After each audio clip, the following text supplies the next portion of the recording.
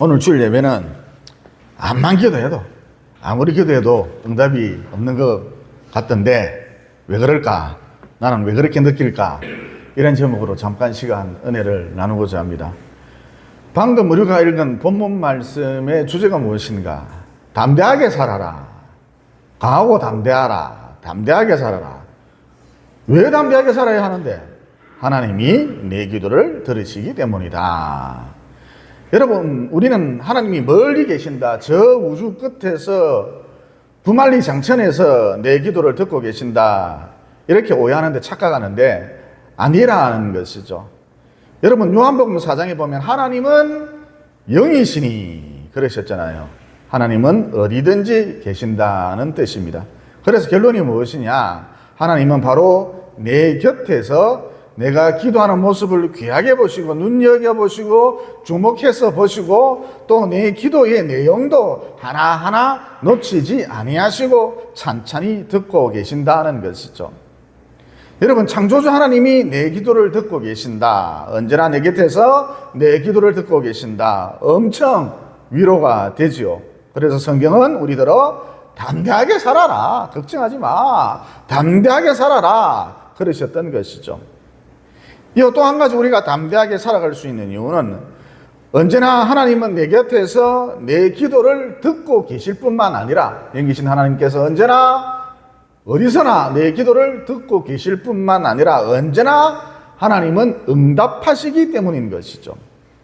여러분, 하나님이 내 기도를 듣고 계시고 응답해 주신다는 것, 우리가 담대하게 살아갈 수 있는 충분한 이유가 될 수 있을 것이라고 생각이 되어집니다. 이 언제나 하나님이 내 기도를 듣고 계시고 언제나 하나님이 응답하신다, 이런 얘기를 하면, 이런 얘기를 들으면 안 그렇던데요? 대부분 묵묵부답이시던데요? 이렇게 말씀하는 분들도 간혹 있을 수가 있겠죠.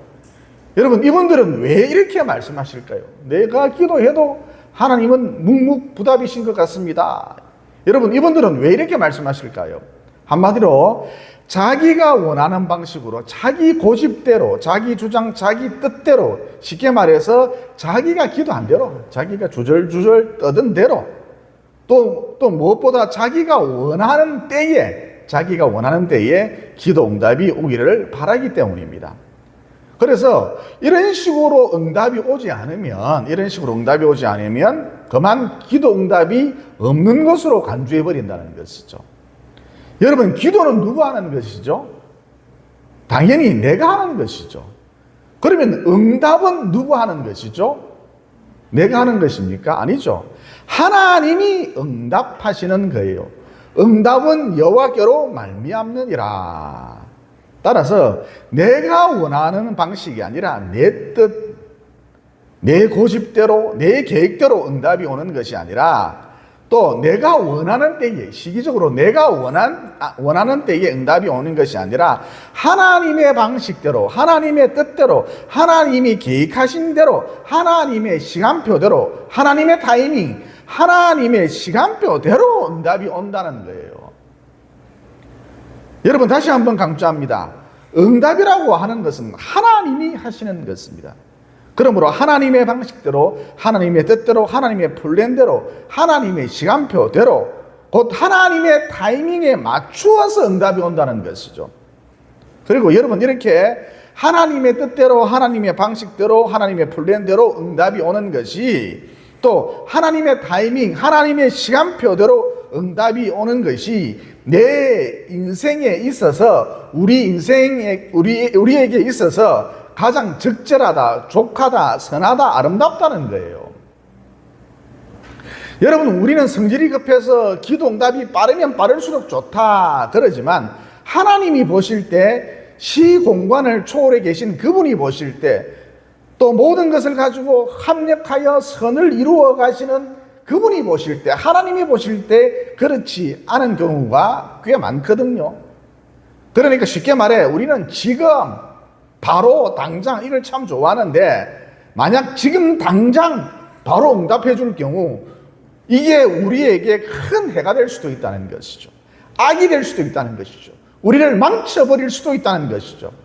그래서 대부분의 기도는 하나님의 때, 하나님의 타이밍이라 그러죠. 하나님의 때에 응답이 온다는 것이죠. 그러니까 여러분, 기도 응답이라고 하는 것, 알라딘의 요술 램프처럼 생각해서는 안 된다는 것이죠. 그래서 결론, 어떤 식으로 어떤 내용으로 어느 때에 응답이 올지는 응답의 주체, 응답의 주권자 하나님의 영역이므로 이것은 우리가 알 바가 아니고 상관할 바도 아니고 우리는 열심히 부지런히 규칙적으로 습관적으로 기도하면 된다는 것입니다. 여러분, 이런 측면에서 기도 응답이라고 하는 것은 내 생각이나 이성의 범위를 초월한다. 다른 말로 내 수준이나 내 한계를 초월한다. 이렇게 볼 수 있습니다. 그러니까 여러분, 우리가 자꾸 내 식대로, 내 방식대로, 내 뜻대로 응답이 오기를 바라서 그렇지, 부지런히 기도하면 내 수준이나 한계, 내 생각을 뛰어넘어서 다양한 루트에 다양한 방법으로 신비한 응답의 역사가 반드시 따른다는 것이죠. 여러분, 열왕기상 19장에 보면 엘리야가 하나님의 임재, 영신 하나님의 임재, 이것을 놓고 간절히 기도하지 않았습니까? 그때 엘리야가 이런 말을 했습니다. 크고 강한 바람이 산을 가르고 바위를 부수나 바람 가운데 여호와가 계시지 않더라. 그 가운데 하나님의 영의 임재함이 없더라. 그러니까 엘리야는 어떤 역동적인 분위기, 열광적인 분위기, 대규모의 캠페인 이런 것들 속에 하나님이 계실 줄 알았는데 거기에 웬걸 하나님이 계시지 않더라는 것이죠. 또 그가 말하기, 지진 후에 불이 붙었으나 불 가운데에도 여호와가 계시지 아니하더라. 여러분, 엘리야는 하나님이 큰 불 가운데에 임재하실 줄 알았습니다. 왜냐하면 그가 갈멜산에서 불 가운데 임하시는 하나님을 이미 체험해 봤기 때문인 것이죠. 그러나 여러분, 이것은 어디까지나 엘리야의 그 수준, 그 한계 혹은 선입견이라 할 수 있습니다. 그러면 여러분, 하나님은 도대체 어디에 임재하셨나요? 엘리야의 생각과는 달리, 선입견과는 달리, 그의 한계, 엘리야의 한계와는 달리 세미한 음성 가운데, 들릴 듯 말 듯 세미한 음성 가운데 하나님이 임재하셨죠. 내려오셨죠. 따라서 이 스토리가 주는 메시지가 무엇인가? 기도 응답이라고 하는 것은 내 수준, 내 방식, 내 생각, 내 한계를 초월한다. 다시 말해, 기도 응답의 주권자, 즉 시공간을 초월해 계신 창조주 하나님의 섭리 가운데 다양한 방식, 다양한 내용, 다양한 때, 다양한 각도에서 응답이 온다는 것이죠. 좀 더 구체적으로 예를 들어서 저는 오랜 기간 우리 교회가 선교하는 교회가 되게 해달라고 기도했습니다. 저도 모르게 자꾸 이런 기도가 나오더라고요. 그래서 큰 재력가가 우리 교회에 올 줄 알았거든요. 여러분, 그래야 재력가가 우리 교회로 와야지, 부자가 우리 교회로 와야지 선교를 하든지 뭘 하든지 할 것 아닙니까? 그래서 기도하면서 하나님, 우리 포도나무 교회 선교하는 교회가 되게 해주십시오. 이렇게 기도하면서 동시에 우리 부산에서 제일 큰 교회의 장로님을 만나서, 우리 부산에서 제일 큰 교회에 다니는 장로님을 만나서, 이분 저하고 꽤 친하거든요. 대단한 재력가이기도 하고요. 우리 부산에서 제일 큰 교회에 다니는 장로님을 만나서, 장로님, 우리 교회가, 우리 포도나무 교회가 하나님께로부터 비전을 받았는데 선교에 대한 비전을 받았습니다. 그런데 우리 교회의 역량으로는, 힘으로는, 능력으로는 이 비전, 선교에 대한 비전을 도무지 성취해낼 수가 없습니다. 감당해낼 수가 없습니다. 그러므로 우리 교회로 오셔서 이 비전에, 선교의 비전에 동참을 해주시면 참 좋겠습니다. 장로님, 우리 교회 지금 재정이나 우리 교회의 규모가 교회 운영을 하면 딱 맞아 떨어집니다. 이것만 해도 우리 참 잘하는 겁니다. 그런데 하여튼 아쉽게도 아직 선교를 할 수 있는 여력은 되지 못합니다. 장로님, 우리 교회에 오셔서 좀 도와주십시오. 어쨌든 저는 큰 재력가가 김종국이 같은 능력자가 우리 교회로 올 줄 알았어요. 여러분, 그래야 방금 말씀드렸듯이 선교를 하든 뭐든 할 것 아닙니까? 하나님께서 그런 사람을 우리 교회에 보내줄 줄 알았습니다. 혹은 제 생각에 급속한 부흥이 올 줄 알았습니다. 우리 교회가 빨리 성장할 줄 알았던 것이죠. 여러분, 교회에 사람이 많이 모여야, 규모가 커져야, 어느 정도는 돼야 선교를 하든 뭘 하든 할 것 아닙니까? 그런데 하나님께서 우리 교회에 큰 재력가를 보내주신 것도 아니고 또 빠른 부흥을 주신 것도 아니고, 즉 저의 생각대로, 저의 뜻대로, 저의 방식대로 기도 응답이 온 게 아니고, 미얀마 선교를 위해 일생을 던져버린 김미선 집사님, 송기훈 집사님, 김민정 집사님, 이렇게 세 분을 보내주셨거든요. 아니죠, 한 분 더 있죠. 보너스로 그냥 따라온 분도 있죠. 박철우 성도님도 보내주셨죠. 게다가 우리 하나님께서 너희 포도나무 교회는 미얀마를 섬겨라, 미얀마를 섬겨야 한다 그러면서 선교지까지 콕 집어 주셨지 않습니까? 그러니까 기도 응답이란 방금 전 말씀드렸듯이 내 수준, 내 생각의 한계를 뛰어넘는다라는 것이죠. 즉 하나님의 방식대로, 하나님의 뜻대로, 하나님의 플랜대로, 또 하나님의 시간표대로, 하나님의 타이밍, 하나님의 시간표대로 응답이 온다는 거예요. 그래서 방금 말씀드렸듯이 저는 선교를 위해, 선교하는 교회를 세우기 위해 우리 포도나무 교회 선교하는 교회가 되게 해주십시오. 이렇게 선교하는 교회를 세우기 위해 재력가를 원했지만, 급속한 부흥을 원했지만, 사람들이 막 몰려오고 빠른 부흥을, 성장을 원했지만, 하나님은 선교에 헌신된 박철호 성도님까지 포함해서 네 분을 우리 교회에 합류시켜주는 것으로서 응답해 주셨다는 것이죠. 다시 말해 기도 응답이라고 하는 것은 내가 미처 생각지도 못한 다양한 각도에서 다양한 루트를 통해 또 내가 미처 생각지도 못했던 다양한 방법, 다양한 내용으로 응답이 온다는 것이죠. 그리고 제가 우리 포도나무 교회에 선교하는 교회가 되게 해주십시오 기도를 이렇게 했는데, 제가 선교지를 방문한 경험이 전혀 없더라는 것이죠.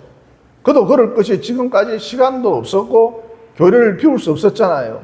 지금까지 시간도 없었고 건강도 시원찮았고 또 무엇보다 돈도 없었고 이렇게 여건이 전혀 허락되지 않았던 것이죠. 그런데 어느 순간 이 삼박자가 딱 맞아떨어지더니 여러분을 비롯해서 생각지도 못했던 어떤 목사님이 경비를 대주면서 미얀마에 다녀오라는 거예요.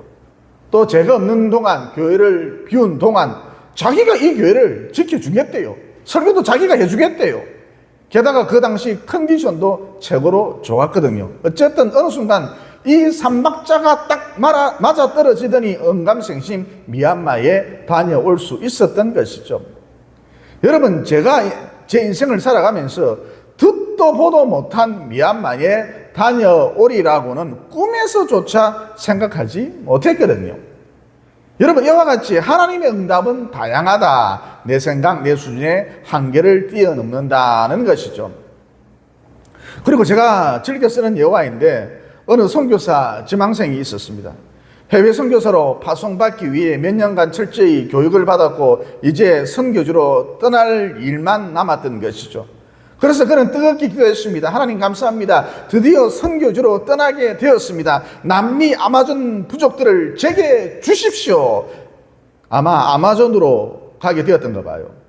그런데 그날 기도를 하고 돌아오던 도중에 그만 교통사고를 당해서 한쪽 다리를 크게 다쳤거든요.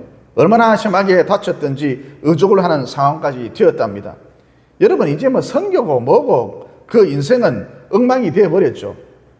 그래서 그는 이번에도 기도했습니다.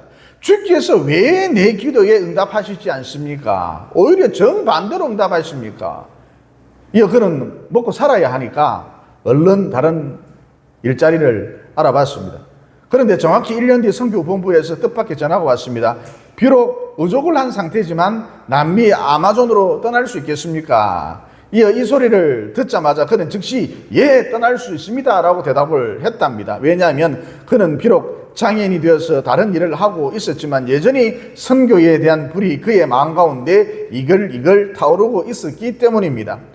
아무튼 그는 이제 자신이 그토록 바라던 아마존 선교사로서의 삶을 살 수 있게 되었던 것이고, 이후 선교사라서 아마존 선교사로서, 남미 아마존 선교사로서 나름 열심히 아마존을 섬기고 있었죠. 그런데 그러던 어느 날 자기가 관리하던 부족을 찾아서 떠났는데 그 전날 비가 너무 많이 온 탓에 강물이 불어서 그만 길을 잃어버렸던 것이죠. 그래서 그는 이번에도 기도했습니다. 하나님, 헤매지 않고 집으로 무사히 돌아갈 수 있도록 도와주십시오. 그런데 웬걸 더 깊은 밀림 속으로 들어가 버렸습니다. 그리고 절대 들어가서는 안 되는 식인종 마을에 이르게 되었던 것이죠.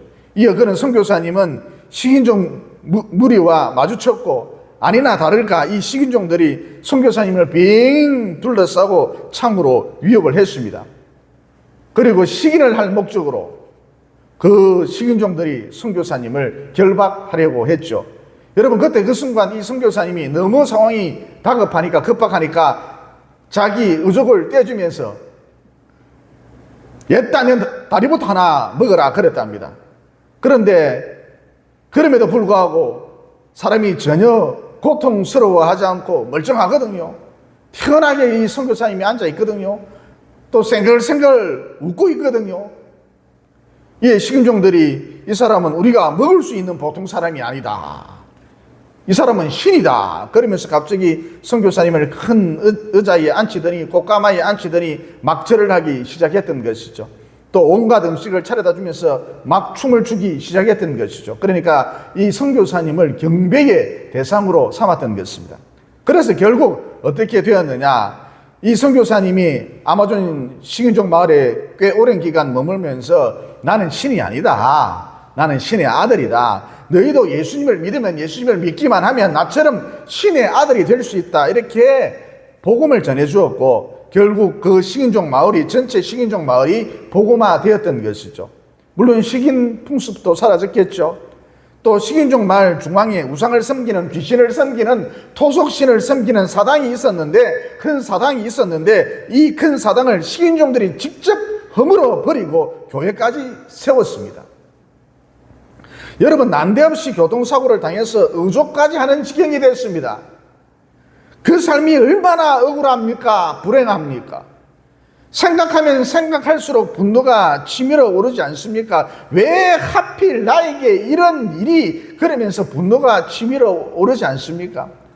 그런데 하나님께서 이 불행을 역이용하셔서, 이 억울함을 역이용하셔서,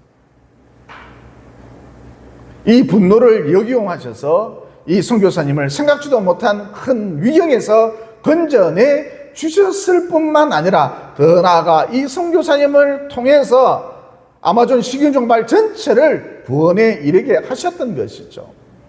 따라서 이 스토리를 통해서도 얻을 수 있는 메시지가 무엇이냐, 하나님의 기도 응답, 내 수준, 내 생각, 내 한계를 뛰어넘는다는 것이죠.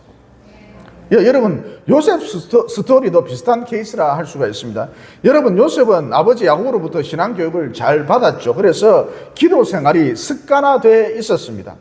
여느 때와 마찬가지로 요셉은 부지런히 기도했습니다. 하나님, 제 갈 길을 인도해 주십시오. 저와 동행해 주십시오. 나의 목자가 되어 주십시오. 그런데 웬걸 하루아침에 인신매매가 되어서 이집트로 팔려가는 신세가 되어버렸죠. 여러분, 요셉이 이집트에서 고달픈 종살이를 하면서 얼마나 많은 시간 눈물을 쏟아내면서 눈물 범벅이 되어서 기도를 했겠습니까? 그런데 웬걸 이번에는 보디발의 아내 그녀의 유혹을 물리치는 바람에 난데없이 감옥에 갇히는 신세가 되어버렸죠. 기약 없는 종살이가 시작되었습니다. 그 다음 감옥에 갇혔을 때 감옥 동기생인 술 맡던 관원장의 꿈, 곧 예지몽을 해석해 주었지 않습니까?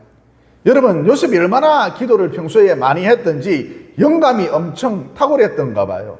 술 맡은 관원장의 꿈 이야기, 그 내용을 듣자마자 이것은 술 맡은 관원장의 장래의 미래에 대한 일이다, 요셉이 단번에 알아차렸지 않습니까? 어쨌든 요셉의 꿈 해석대로 술 맡은 관원장이 풀려나서 감옥에서 나와서 이집트 왕의 최측근으로서 복직하게 되었죠. 다시 복직하게 되었죠. 여러분, 술 맡은 관원장이 감옥에서 나올 때 요셉에게 한 가지 약속을 단단히 했었죠. 요셉, 네가 말한 대로 너의 예언대로 내가 왕의 채찍꾼으로 다시 복직하게 되면 이집트 왕에게 이야기를 잘해 주어서 너도 곧 풀려날 수 있도록 해주겠다. 이런 약속을 찰떡같이 콩떡같이 하지 않았습니까? 하지만 웬걸 술 맡은 관원장이 이 약속을 새까맣게 잊어버리고 말았습니다. 여러분, 요셉 입장에서 한번 생각을 해봅시다. 그렇게 기도를 열심히 했는데 이건 뭐 산 넘어 산, 산 넘어 산 또, 산 넘어 산 또, 산 넘어 산이었지 않습니까? 어쨌든 여러분, 그 세월이 무려 2년이나 흘렀고 어느 날 이집트 왕이 말하길 내가 어젯밤 예사롭지 않은 꿈을 꾸었노라. 얘들아, 이집트의 지혜자들을 다 불러 모으라. 학자들을 불러 모으고 박사들을 불러 모으고 철학자들을 불러 모으라. 그리고 그들로 하여금 내가 어젯밤에 어떤 꿈을 꾸었는지, 내가 어젯밤에 어떤 꿈을 꾸었는지, 또 동시에 그 꿈이 상징하는 것이 무엇인지 소상히 알아도록 해라. 하지만 여러분, 어느 누구도 이집트 왕이 지난밤 어떤 꿈을 꾸었는지 전혀 감을 잡지 못했죠. 또 왕이 어떤 꿈을 꾸었는지, 지난밤 어떤 꿈을 꾸었는지 알려주지 않으니까, 힌트를 전혀 주지 않으니까 그 꿈이 상징하는 의미도 대충 둘러댈 수가 없었죠. 그런데 여러분, 바로 그때 술 맡은 관원장의 뇌리에 요셉이 번뜩 떠올랐고, 이어 술 맡은 관원장이 망설이지 않고 이번에는 지체하지 않고 드디어 하나님의 타이밍이 왔던 것이죠. 이번에는 지체하지 않고 요셉을 왕에게 증거를 해 주었죠. 소개해 주었지 않습니까? 이어 요셉이 왕 앞에 서자마자 왕이 지난밤 어젯밤 어떤 꿈을 꾸었는지, 어떤 내용의 꿈을 꾸었는지 정확히 알아맞추었고, 더 나아가 그 꿈이 어떤 것을 의미하는지 상징하는지 상세히 알려주었죠. 그러니까 기도를 많이 하면 영성이 개발되는데 요셉의 영성 정말 탁월했다, 이렇게 볼 수가 있겠죠.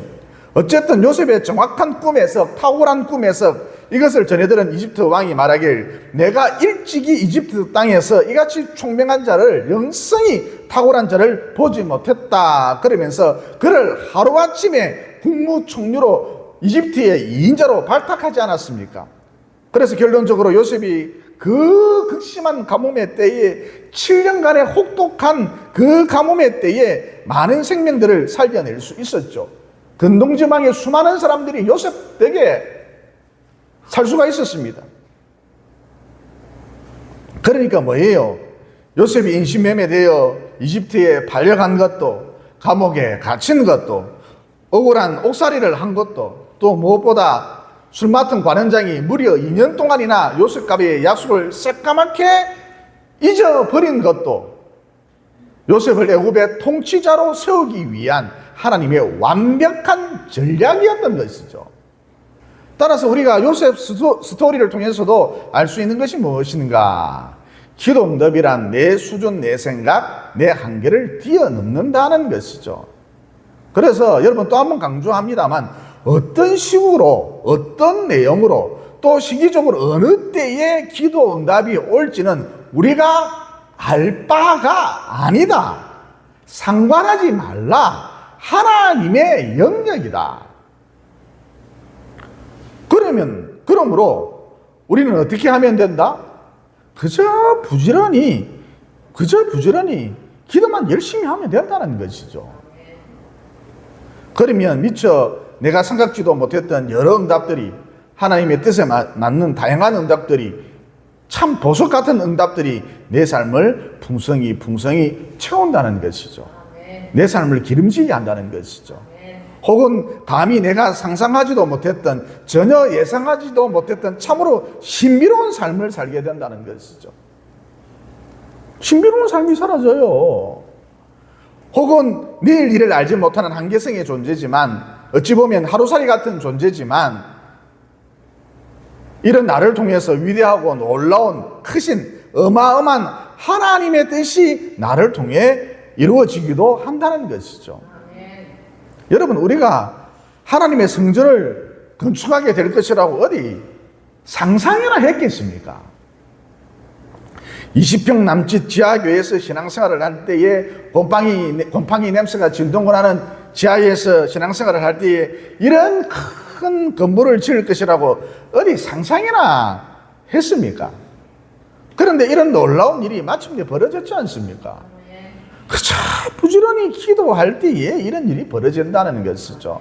다시 말해 위대하고 놀라운 크신 어마어마한 하나님의 뜻이 나를 통해 이루어지는, 우리를 통해 이루어지는 그 영광스러운 날들을 마침내 보게 된다는 것이죠. 언제? 그저 부지런히 기도할 때에. 자꾸 자기 페이스에 하나님을 끌어들이지 마세요. 하나님은 알라딘의 요술 램프가 아닙니다. 그냥 하나님의 뜻대로 응답이 오는 거예요. 그게 또 내 인생에 있어서 가장 아름다운 것입니다. 그리고 여러분, 엘리야가 어느 날 이렇게 기도를 하지 않았습니까? 하나님, 나 혼자 남았습니다. 이 유대 땅에 여호와를 섬기는 자는 나밖에 없습니다. 모두 바알이라는 우상을 섬기고 있습니다. 이제 하나님의 심판을 받아서 이 나라는, 유다라고 하는 이 조그만 나라는 쫄딱 망하게 생겼습니다. 유다의 미래는 없습니다. 하나님을 섬기는 자 나밖에 없습니다. 어찌 하나님께서는 유다가 망하는 것을 가만히 보고만 계십니까? 하나님을 섬기는 자 나밖에 없습니다. 그러나 여러분, 하나님께서는 엘리야 25, 35, 45, 5, 6, 9, 7, 5, 8, 5, 9, 5, 10호, 여러분, 하나님께서 엘리야 몇 호까지 숨겨 놓으셨습니까? 엘리야 7,000호까지 숨겨 놓으셨죠.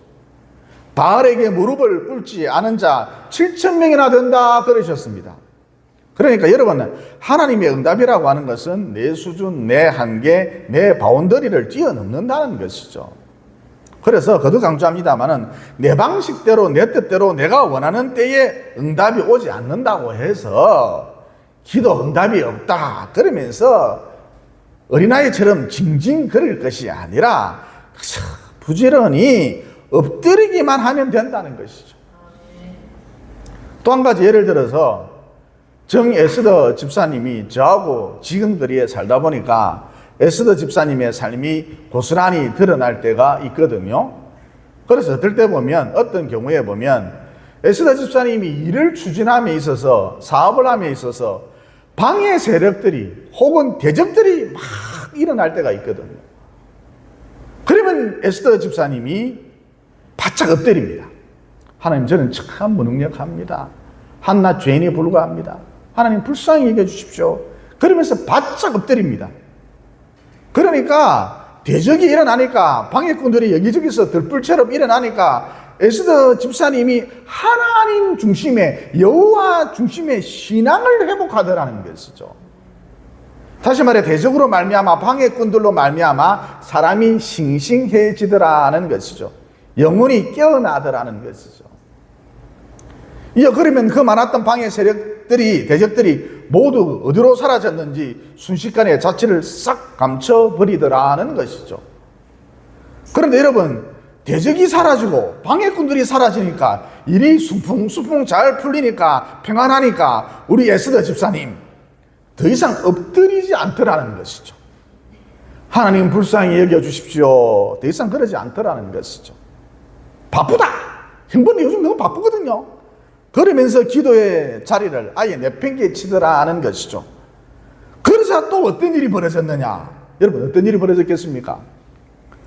또 대적들이, 방해꾼들이 어디서 나타났는지 갑자기 나타나서 동서남북 사방에서 막 나타나서 생각지도 못한 곳에서 튀어나와서 우리 에스더 집사를 못살게 굴더라는 것이죠. 그러자 우리 에스더 집사가 또 바짝 엎드리더라고요. 하나님, 저를 불쌍히 여겨 주십시오. 저는 죄인입니다. 하나님 자비를 베풀어 주십시오. 그러면서 에스더 집사가 또 바짝 또다시 엎드리더라는 것이죠. 즉 에스더 집사가 다시 생명으로 충만해지더라는 것입니다. 그러니까 에스더 집사님 그 사는 모습을 찬찬히 옆에서 지켜보니까, 내가 지켜보니까 대적이 나타나는 것도, 방해꾼이 나타나는 것도, 이것조차도, 이것마저도 이 또한 기가 막힌 하나님의 기도 응답이더라는 것이죠. 여러분, 이를 다른 측면에서 접근을 해보면, 여러분이 하나님을 얼마만큼 사랑하고 계신지 모르겠습니다만은, 여러분이 하나님을 10 정도 사랑한다면 하나님은 여러분을 100 정도가 아니라 억만조, 조 다음에 뭡니까? 그 정도로 사랑하고 계신다는 것이죠. 그래서 나 하나를 변화시키기 위해서 주변의 수많은 사람들을 무엇으로 엑스트라로 활용하신다는 것이죠. 그래서 결론이 무엇이냐? 반복되는 말씀입니다만 기도 응답이란 내 수준, 내 생각, 내 한계를 뛰어넘는다. 그러므로 기도는 내가 하는 것이고 응답은 여호와께로부터 오는 것이다. 즉 어떤 식으로 어떤 내용으로 어떤 코스를 거쳐서 어느 때에 응답이 올지는 하나님께서 알아서 하신다. 즉 나는 그저 기도할 뿐 그 응답에 관해서는 내가 상관할 바가 아니다.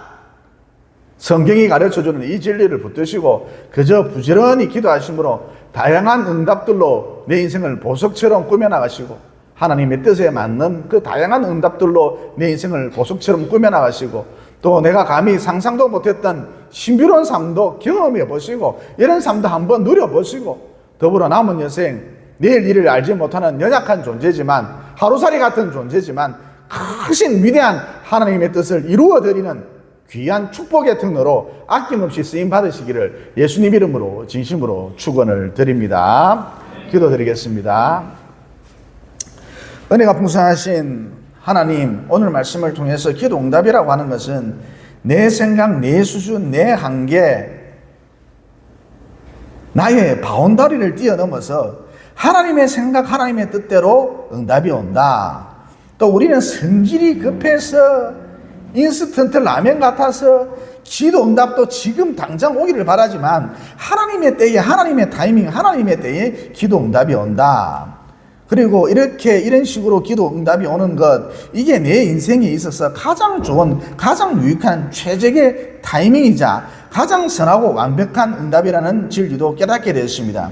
그러므로 내 방식대로, 내 뜻대로, 내가 원하는 시기에 기도 응답이 없다 하여서 기도해도 소용이 없다 그러면서 어린아이처럼 징징거릴 것이 아니라 그저 부지런히 기도하는 날마다 엎드리는 저희들이 될 수 있도록 도와주시옵소서. 또 이렇게 부지런히 기도함으로 내가 미처 생각지도 못한 다양한 응답들로, 하나님의 뜻에 부합한 다양한 응답들로 내 인생을 보석처럼 꾸밀 수 있도록 도와주시옵소서. 또 내가 감히 상상도 못했던 신비한 삶도 경험을 하며 동시에 위대한 하나님의 뜻을 이루어드리는 축복의 통로로 아낌없이 쓰임받을 수 있도록 도와주시옵소서. 우리가 기도할 때에 항상 좋은 것으로, 내게 가장 유익한 것으로 언제나 응답해 주시는 예수님 이름으로 기도드리옵나이다. 아멘.